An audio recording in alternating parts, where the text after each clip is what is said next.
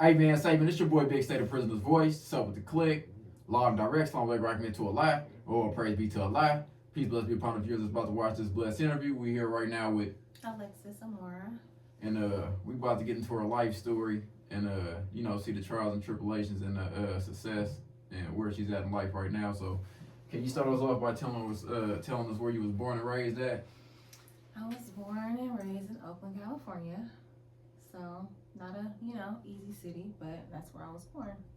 And do you come from a single mother household or a two-parent household? And what was that like growing up in your household? I come from a granny household. My grandmother raised me, so my mom and my dad were kind of periodically in and out, but for the most part, my grandmother raised me. So, what was your mother and your father going through where they couldn't raise you? Well, I don't think that they were going through anything. I think that they just, I'll say go. They were going through life. So I feel like my mom was battling addiction, and I feel like my dad was just kind of caught up in streets and women and stuff like that. So. Hold on. Yellow wild,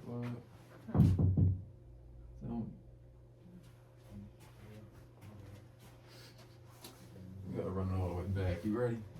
Now you ain't even just keep recording. You just know when to edit it. No, I'm just adding the markers. Ready? Yeah. Hey man, say man, it's your boy Big State of Prisoner's Voice. So with the click, law and direct, song like recommend to a lie. Or praise be to a lie. Peace bless be upon the viewers about to watch this blessed interview. We here right now with Alexis, amorah. and can you tell the viewers where you was born and raised at? I was born and raised in Oakland, California. And do you come from a single mother household or a two-parent household or? Yeah, I do not come from a single or two-parent. I come from basically my grandmother raising me.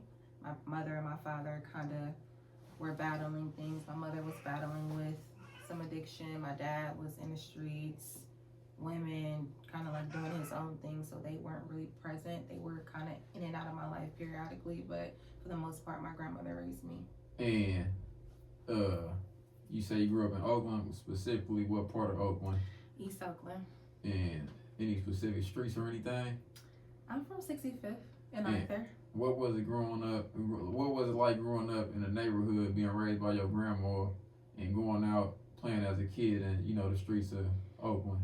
Well, my grandmother moved to Hayward when I was probably like around 5 or 6. I want to say, I don't remember specifically, but I still was in Oakland a lot. I went to school there. My elementary schools. I think my first elementary school was Horseman. Middle school, Frick, Explorer. I went to almost every school you could think of. So growing up in that area, it wasn't easy. I got into a lot of fights, of course, stuff like that. Well, why would that be? Why was you getting into fights? Well, I was getting into a lot of fights because I feel like during that time, that's what was like going on. Like we was fighting, we was mobbing, we was doing what we was doing, and everybody wanted a name. Everybody wanted to be popular. Everybody wanted to be known for that. So it was like a lot of times I would get into fights that weren't even mine, honestly. So you would take other people's fights? I have. So you was a bully? No, I was not a bully, but say, I'm going to use one fight, for instance, where I came somewhere with my friend. She called me or whatever. She like, I'm about to go fight. Hold on, before we get too far into it, I got a question, right? You said your mother was battling addiction. Mm-hmm. What addiction was your mother battling, and how did that affect your childhood growing up? My mother was on crack cocaine. My grandma was too. It's like no nice way to say that. Yeah. She was on crack, but my mother, it's so sad because when I spoke to my mom about that and I got deeper into her story, her mother was actually the first person who introduced her to that. Yeah. So her mom is the first person that like handed her a crack pipe, which is crazy. And that affected her tremendously, of course. Growing up, knowing the difference. I know when my mom's high. I know how she treats me when she's high. I know when she's not. So would she treat you better when she was high, or? She was on a high when she was high, so it was like, I would say so. Yeah. But then there would be those times where she's not high and she needs to get high. So that treatment wasn't too fun to experience. And then also like watching her you know, go through those emotions. And then she's, you know, having me sometimes. When my grandma does send me over there for the weekends, my dad's not around, so it's like she trying to do shit on her own. She battling addiction, so a lot of certain things that I went through with her, I really excuse her for, because she was just up against. All right, so now take us to the relationship with your dad. Was he consistently in your life, or how was that relationship as a young girl growing up with living with your grandma, but your father was coming in and out the picture? What was that relationship like? I feel like, well, I'm gonna be totally honest. I met him when I was around, I think I was 5 or 6. Yeah. I'm assuming that he went to jail when I was like a baby. Yeah. He was in prison for a while, but when I met him, that was like my first time really, like, that's my first like memory of him. But by this time, I know how to tie my shoes, I know how to ride a bike, I know how to do like the basic things that a kid knows how to do. And then after that, he was kind of in and out still. So you saying at the age of maybe 5 or 6, he just pops up one day? He got out of jail. Or he just gets out of jail one day and he just appears? Yeah, we came to pick him up, and you know, and that's when I met him. That's when I can remember meeting him. And ever since then, he's been kind of like in and out and stuff like that. But even like with him being out, a lot of the times that I was around him was by way of my grandmother, because I lived with her, and that's her son. So now, they say that a dad, well, a little girl looks up to her father. That's what they say. It's like he's supposed to be her shining knight in armor and all that, right? So with him being out of your life, what was that like for you? Like, what experience did you have to go through not having a father that was consistently there? I can honestly say, like, as a young girl, I'm a woman now, but coming up, I definitely had to learn a lot on my own. I got a lot of my game on my own. I learned a lot of lessons from men being played and all that. That's kind of how I got my game. I didn't get it from him. So as a little girl, what type of games would be being played on you that you would have to learn? Definitely like my emotions, you know, men trying to get stuff out of me or trying to get me to do things that I didn't want to do, or and did anybody ever take advantage of you? Absolutely. And could you explain what happened? Well, that's something that happened on like 2 separate occasions. The initial time that something like that happened to me sexually, I was between the age of like 9 and maybe 11. And a family member actually molested me. But during this time, I don't know where he was at. I don't know where my mom was at. I don't know. But I know that in that moment, I feel like I was taught by my grandmother a lot, you know, you don't take candy from strangers. If a stranger comes and says, hey, I know your parents, come get in the car, you say no. But this is one of your own family members. Right. So I feel like in a Black household, just period, they didn't teach kids enough. We're always taught what to do with a stranger. But it's never, you don't really know what to do when it's someone that you know. That's not something that we tell our young girls and boys, what to do when it's somebody that you know. So when that happened to me with someone that I knew, I was quiet about it. I didn't know who to say anything to. If there was a family get together or whatever, I would come around, but I would have a stank attitude. I wouldn't speak. I would be real, you know, but people didn't know why. Of course, why I was distant and everything like that. But it was awful. And I want to say around 17 years old, something else happened to me. I don't really want to talk about that because it's really emotional, but. So take us back to elementary. At 9 years old, you getting sexually molested. Did that have an effect on your behavior? Did you know, like act out, or like how did the effects of being traumatized play out now that you're looking back on it as a kid? I would say that I can compare it to a young man being raised around guns and killing and drugs and all these things, right? And then he grows up and he ends up carrying guns and selling drugs and going to jail because that's what he was subjected to. That's all he's seen, right? I find it crazy how a young woman can be molested or raped and then she ends up becoming a nympho or hypersexual or, you know, promiscuous, and they don't look at the fact that she was molested. Yeah. And that kind of had a lot to do with her being hypersexual. Yeah. So I always try to compare that. But I noticed like behavior later on, it probably had a lot to do with me being kind of like that, but also being very distant towards men and not like having that emotional. Now, going back to your grandma's household, was it any siblings in there that you was raised with? There was a period of time where like my dad moved his baby mama in with their new kid, which is my baby brother. And then there was a time where my mom moved her kid in. She had somebody else in my grandma's house. So my grandma allowed them to bring their kids to her home, you know, whatever. But they both had brought kids to the house. But it was like periodic. I wasn't like raised with my siblings 24/7 or around them all the time, but they were there, you know, sometimes. All right, so now take us through childhood to high school. Well, childhood to high school, I feel like childhood was a little bit easier for me. I feel like when you're a kid, you don't worry about so much, but I feel like once you start to get to like middle school and high school. What's that transition like, middle school then high school? Yeah, that's like the era where you want to look cute, you want to have these shoes, you want to have these clothes, you want to do this and that, and then that's another part where the parents come in. If you don't have parents that are making sure you're dressed right, you got all the stuff you want, for me personally, I was figuring shit out on my own. Yeah. What about teen sex?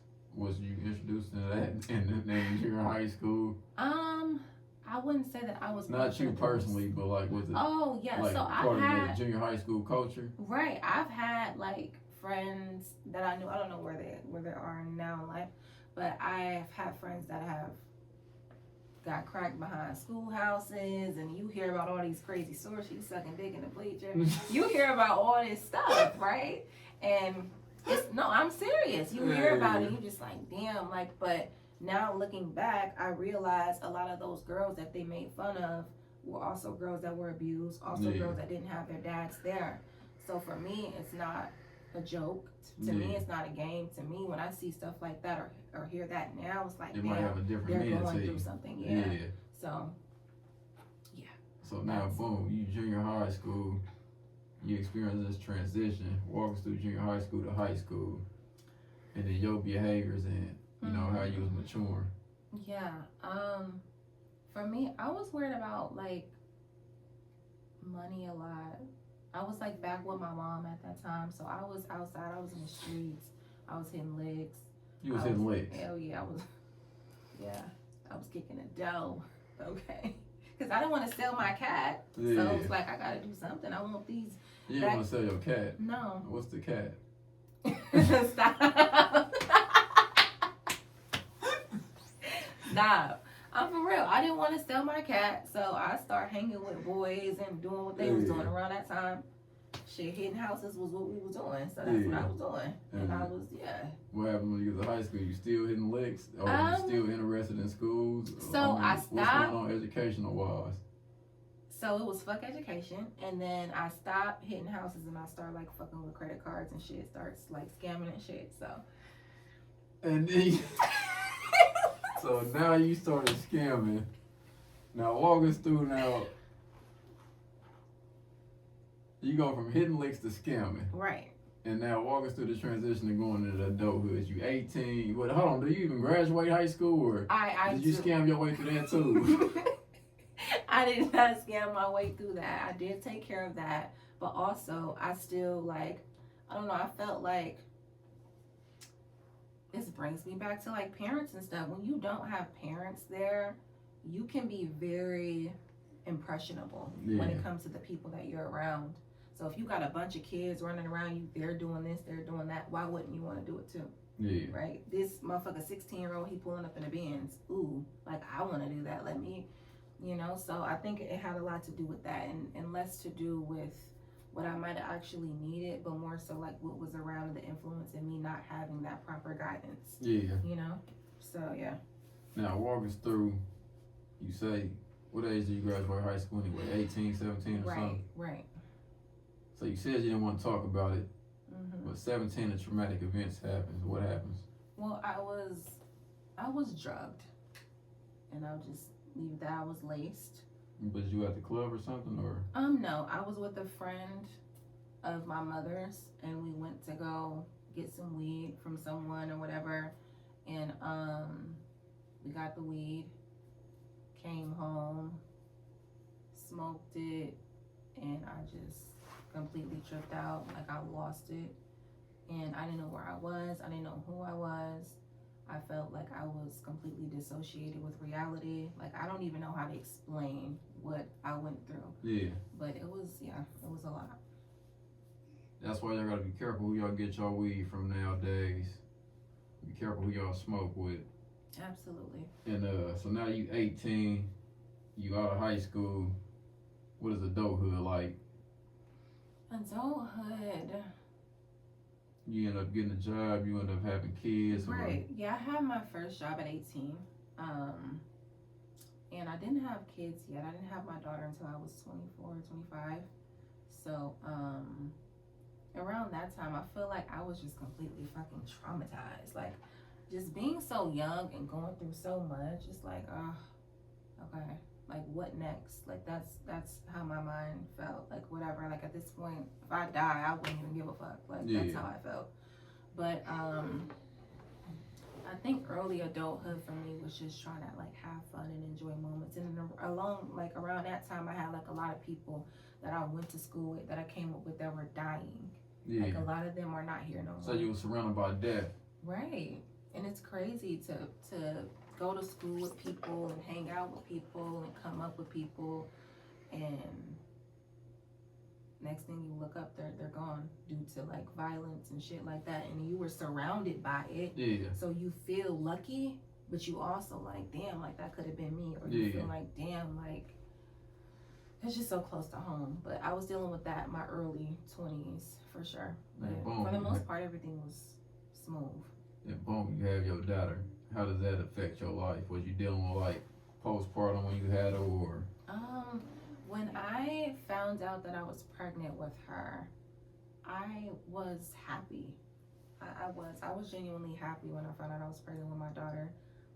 But I don't think that everybody else was too happy. But I didn't really give a fuck who didn't want me to have my baby or whatever. But I think it was more so like the stuff that I was going through with her dad. You know, when people love you, say you got a baby on the way and it's 2 months in the belly or whatever, but they see this woman's fucking crazy, she's fucking trying to destroy your life, and they're like, man, you better not let that bitch have that baby. So it's like a situation like that. Like, so why was that happening though? Why was you acting the way you was acting? I wasn't acting that way. Who was acting that way? The father. So so for me, dealing with somebody who was just completely off the Richter scale wasn't easy, especially like being pregnant. But I was always like just like a really positive person, so it's like not much I can't deal with. And I'm like, okay, I'm gonna have my kid. He wanted me to have the child too. It wasn't like I'm just keeping a baby that he doesn't want. And then eventually, like, we moved in together and everything like that. And so who was acting crazy? The baby's daddy. Why? If both of y'all want the baby. Yeah. Well, when you factor in things like drug use and mental health, nothing will be ideal. Yeah. You know, even if you try to make everything work. We got our first place together. Baby was okay. Baby had everything the baby wanted, but a lot of our arguments would be like about drug use and just. And after you had the baby didn't have no effects on your mental state, like, you know, birthing a baby and having to deal with all them different hormones and stuff like that, because you know a female body does change. Right, absolutely. Yeah, when I had her, I knew that I was going into labor. And I've never had a child, but a mother knows her body. Yeah. Like, when you have your first kid, you just know. So I went to the hospital, and the nurse got me settled. Literally, like, maybe 30 minutes later, her dad, my daughter's dad, goes to get the nurse. He's like, hey, you need to check her because she's saying that she's about to have this baby. Yeah. And I'm screaming and, you know, all this stuff. And the lady was like, no, I already checked her. She's fine. And I'm like, bitch, check me. I'm about to have this baby. Yeah. Like, you know? So she checks me and then she freaks out. She's like, oh my God, she's about to have a baby. I'm like, I told you. Yeah. No epidural, no anything. Because I didn't want my baby to be affected by anything. Yeah. So I did have her natural, no drugs. I had her, and immediately after I had her, the next morning, they told me that they had to send my baby to the NICU in another children's hospital somewhere because she had a condition. And they were like, okay, you're gonna stay here because you have to rest. You got stitches and you were bleeding and da da da. And I'm just like, no, I'm not staying here while you take my baby to another city. So I cursed out my doctor. I made him release me, which he was totally against. But I made him release me. I was unhealed. I'm bleeding. I was fucked up. But I went to a hospital with my baby, unhealed and mentally all over the place for about a week. And I stayed there and I didn't leave her side. And the nurses were looking at me crazy. They're like, why you just go home, shower, take care of yourself. And I'm like, no, like I'm not leaving my baby.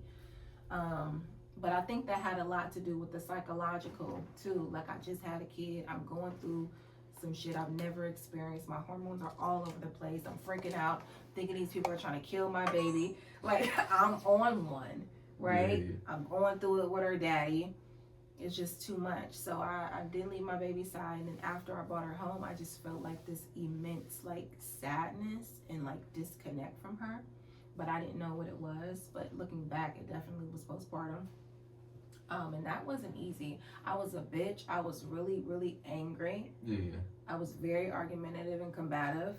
You know, I had a lot of people, not in my family, but I had a lot of people that I was connected to that kind of judged me during that time. So what do women go through when they going through postpartum and they feel disconnected and detached from everybody? Is it everybody? Is it the baby? Or women can go through a series of things. It can be that feeling of detachment. It can be like immense sadness. It can be like psychotic episodes where you just feel like, oh my fucking God, I can't do this. I want to run in the street and die. Like someone kill me, like I'm over it.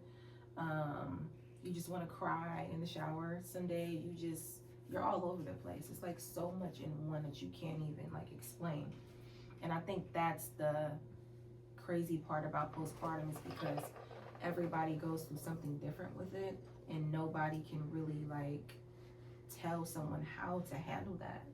And how long does a woman usually deal with postpartum? Is it any time limit? No, postpartum can last for years.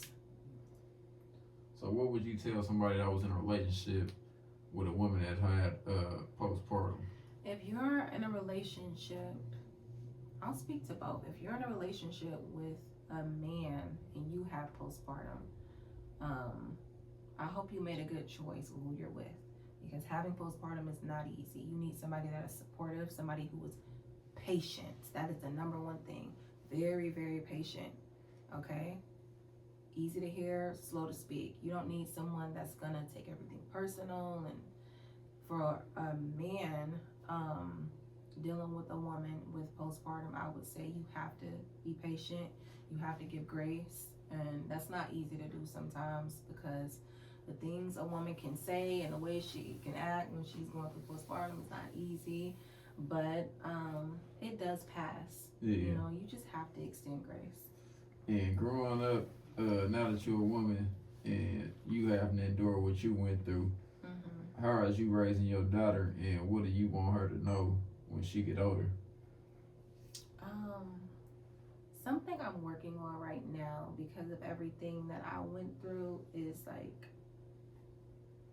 not being such a hoverer over her and being super overprotective.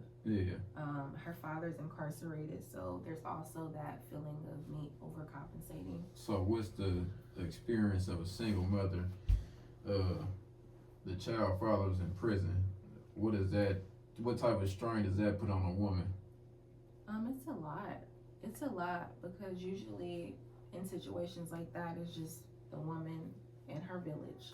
So So I'm grateful for my family. Yeah. I do have help, but I feel sorry because there are some women out there who don't have help. There are women out there who don't have that support. So it can be tough. It can be tough. But for me personally, I'm working on not allowing my personal experiences to make me be like too overprotective over my daughter and allow her to go into the world and experience things and bump her head and stuff like that. But there's also that part of me that went through so much that's like, okay, I know what people are capable of and I have to protect her because I probably at one point felt like I wasn't protected. So finding a balance between that as a parent is difficult, but I'm trying to navigate that. And what advice would you give your daughter? In what aspect? In life. Every word matter. Right. I would definitely say always trust yourself. Always trust yourself and go with your intuition, go with your first mind. Always call mommy if you can. And put God first, behind, on the side, in front of everything that you do. Where you see yourself at in 5 years? In 5 years, I see myself helping a lot of people, giving back to a lot of people. And I spoke to you about that previously, just like wanting to help a lot of people out and stuff like that. So for me, helping in numerous ways. And when it's all said and done, what you want your legacy to be? When I'm gone, I want people to remember me as someone who brought love and light everywhere I went, and definitely always extended an olive branch, always helped, always was positive, and just persevered through everything for sure. What advice would you give to somebody dealing with mental health issues? Go take your fucking medication. Go to the doctor. Go get therapy. Nobody is trying to assassinate you. No one's coming after you, okay? It's okay to seek the help that you need, okay? A lot of times when you're dealing with people who have mental health issues, it's literally mental. They think everything is a conspiracy. No. And if you really love these people that have mental health issues, it's important that you rally behind them, rally around them, and get them the help that they need so they don't end up hurting themselves or you. And do you read? Period. When I have time. Have you read a lot of books? Not of lately, no. I'm just talking about period. In the past. Top 5 best books. I can't. I can't. I'm sorry. Alright. One last sentence before you died. One last sentence before you died. One last sentence before I died? Yeah. One last sentence. One last sentence before I die. Get the motherfucking money. Period. Any businesses or anything you got going on? Yes, so I actually have like a website. I have like a whole vendor list. Clothing vendors, shoe vendors, jewelry vendors, every vendor you can think of. I also have like a vendor list for women who are like interested in hair, getting free hair. What's the name of the website? I can't do that, but go to Alexis Amorah on Instagram and go ahead and handle your business. But yeah. And if you had advice to give to a young woman that looked up to you, what would it be? Bitch, go get your motherfucking money. Fuck these niggas, okay? Period. Amen, say man, don't fuck the niggas, because we do hold the community up. You know what I'm saying? And we need to spread more unity into the community. No. I mean, spread it to the ones that want to receive it. You know what I'm saying? Amen, say man. Amen, say man. I'd like to thank Alexis Amorah for coming on the podcast. Thank you for having me.